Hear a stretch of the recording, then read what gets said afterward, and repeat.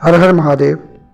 मैं आपके समक्ष एक बात रखना चाहूँगा साधना के कुछ संबंध में बताने से पहले कि जितने भी लोग आज कहते हैं कि मुझसे संपर्क करना चाहते हैं, मैं आपको ये कहना चाहूँगा कि अन्य जितने भी लोग YouTube चलाते हैं उनका एक सिद्धांत रहता है कि आप उनसे संपर्क करें, क्योंकि उनके लिए मन में क्या बातें हैं, क्या है, कैसे है, ये तो वो जानते होंगे, वही जाने। लेकिन मेरा सिद्धांत ये है कि मैंने आप लोगों से किसी भी प्रकार से कोई स्वार्थ नहीं रखा है। स्वार्थ मेरा होगा भी तो फिर मैं प्रत्यक्ष रूप से, अगर कोई ब्राह्मण हूँ, मैं यही काम करता हूँ, पाठ पूजा कर्म कांड मेरा क्षेत्र है, ज्योतिष मेरा क्षेत्र है, साधना उपासना का हर प्रकार से, तो हम जो किसी के लिए कार्य करेंगे तो हम तो उसके लिए सीधी सी बात है। YouTube एक अलग विषय है, यहाँ पर हम लोगों को मंत्रात्मक साधनात्मक तथ्य से अवगत कराते हैं।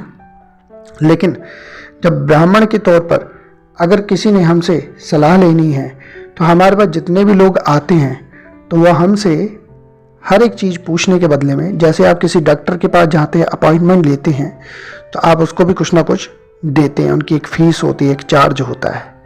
तो मुझसे कई लोग बहुत कुछ पूछने के इच्छुक रहते हैं, तो हम YouTube के माध्यम से जो हमारी इच्छा करती है हम वो बताने के लिए बिना किसी शुल्क के तत्पर रहते हैं।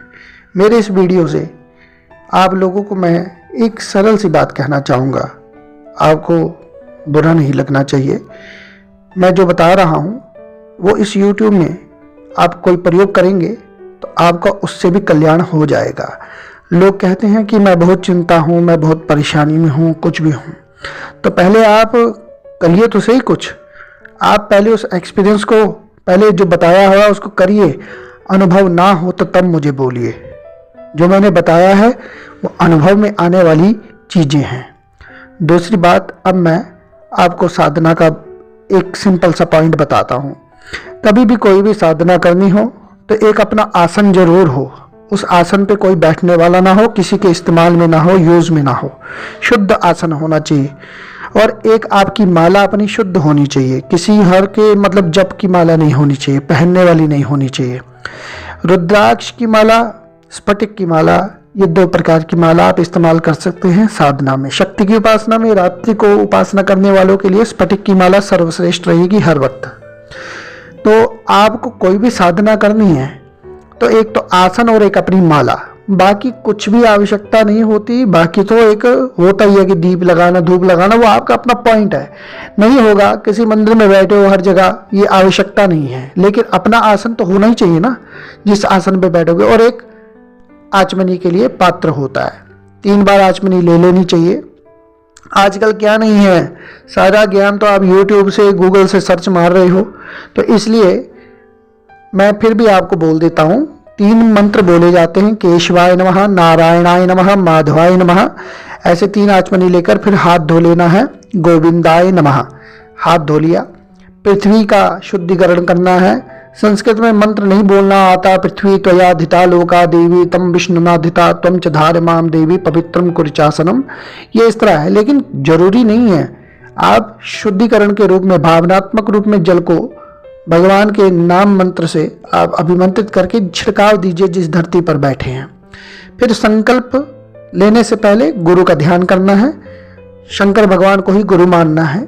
जो बताया है वो एक निमित्त है, मैं निमित्त हूँ, लेकिन भगवान को, शंकर को गुरु मान लेना है।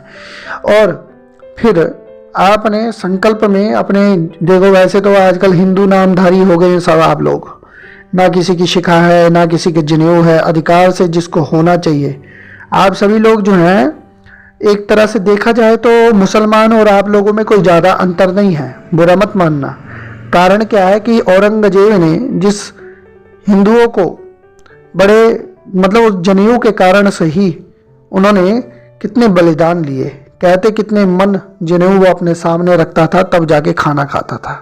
हिंदुओं की पहचान थी यज्ञोपवीत। आज आप लोगों के पास नहीं है, खैर छोड़िए, वो बहुत बड़ा एक प्रवचन हो जाएगा, कथा हो जाएगी। लेकिन अपने कंधे पर, बाएं कंधे पर एक कपड़ा रख लीजिए साफा, ताकि वो जनेऊ की पूर्ति कर सके। पूर्ति और संकल्प लेना है अपना जल पकड़ के। संस्कृत में अब कहाँ इतना संस्कृत बोलोगे आप, है ना। विष्णु श्रीमद् भगवतो, सीधी सी बात है। पानी लेना है हाथ में और बोलना है। जिस भी देवता की, देवी की उपासना कर रहे हो, किसी भी देवता की उपासना कर रहे हो, तो उसमें आपने नाम गोत्र बोल के, जगह का नाम बोलकर, जिस जगह पे आप हो, आपकी कृपा प्राप्ति के लिए मेरा ये काम अटका है, उस प्रकार से मैं आपका संकल्प, पाठ का संकल्प कर रहा हूँ। अगर अनुष्ठान के रूप में करोगे तो इतने दिनों में मैं इतना पाठ कर लूंगा या जप कर लूंगी। तो ऐसे आपने नित्य के हिसाब से तो नित्य कि आज मैं इतना करूंगा, ऐसे आपको संकल्प लेना है, फिर अपना पाठ करना है। पाठ करने से पहले याद रखना हमेशा रक्षा कवच जरूर पाठ करना है, क्योंकि विघ्न बाधा बहुत प्रकार के होते हैं। दिग्बंधन रक्षा कवच, मैंने एक रक्षा कवच बताया हुआ है शिव का, भगवान शंकर का, इसी वीडियो में। अपने नीचे जो आप कई सारे वीडियोस में सर्च मारोगे तो भगवान शंकर का ही उसमें शिव कवच मैंने दिया हुआ है। तो शिव कवच को आप अच्छी तरह से पढ़ लें, उसका अनुष्ठान भी मैंने बता दिया हुआ है।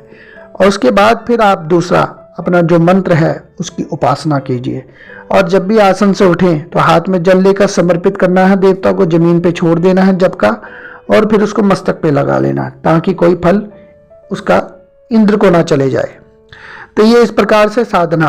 और साधना में एक बात याद रखिए, कभी भी अपना आसन जो हो, रीढ़ की हड्डी सीधी होनी चाहिए। जब तक रीढ़ की सीधी हड्डी नहीं रखोगे, ऊर्जा का जो है ऊपर की ओर ऊर्ध्वगमन नहीं होगा। और अपना हो सके तो हल्का भोजन होना चाहिए जब साधना उपासना करो, नहीं तो निद्रा आलस्य हावी हो जाती है। ये सिर्फ आज के मैंने सिर्फ पॉइंट में सिर्फ साधना का एक छोटा सा क्रम बताया है। बहुत आप लंबे चौड़े लोगों की बातों में मत आइए, ये सिंपल साधारण सी बात ही बहुत बड़ी बात है। इतने को कर लीजिए, बहुत है। मैं एक सोच रहा हूँ, अगर कई लोगों की इच्छा है कि संपर्क सूत्र से बात करना ही चाहते हैं, तो मैं एक टेलीग्राम बनाऊंगा। टेलीग्राम पे अपना पूरा एक हिसाब किताब बनाकर उस टेलीग्राम के लिंक को डालूंगा, ताकि कई लोगों के जो क्वेश्चंस होंगे वो उसमें अपने पुट कर सकते हैं, डाल सकते हैं। तब उसी के माध्यम से मैं आप लोगों से संपर्क रखूंगा। परंतु मैं फ़ोन पर ज़्यादा किसी से बात नहीं कर सकता, मुझे अपनी काफ़ी डिस्टर्बेंस होती है।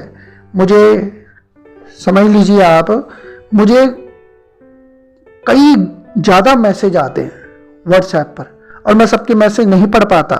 कारण ये है कि इतने सारे मैसेज भर जाते हैं जिसके कारण से सबको जवाब देना मुश्किल हो जाता है। तो इसलिए मैंने अपने YouTube से नंबर हटाया। मेरे को फिर महसूस हुआ कि भैया मेरे बस की बात नहीं है इतने सारे लोगों को संभालना, और ना हम उस लोगों के तो अपने सेक्रेटरी रखे रहते हैं, है ना। हमारा वैसा क्षेत्र तो है नहीं कि हमने इतने बड़े, हमें इतने बड़े तो वो है नहीं, हम साधारण से व्यक्ति हैं।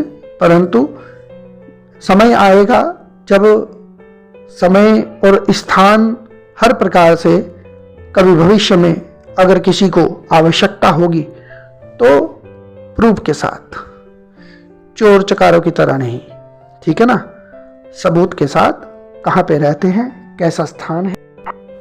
अस्तु। तो आप सभी लोग प्रसन्न रहें, खुश रहें, साधना करें। साधना के अलावा आप इधर उधर मत भटकें। किसी की कोई भी चिंता हो, आजकल सभी लोग पितृदोष से ग्रसित हैं, 90% परिवार। तो कुछ लोगों के जीवन में ये पितृदोष भयंकर रहता है। सभी लोग पितृदोष की शांति कराएं, साधना में आगे बढ़ने को मार्ग मिलेगा। हर हर महादेव।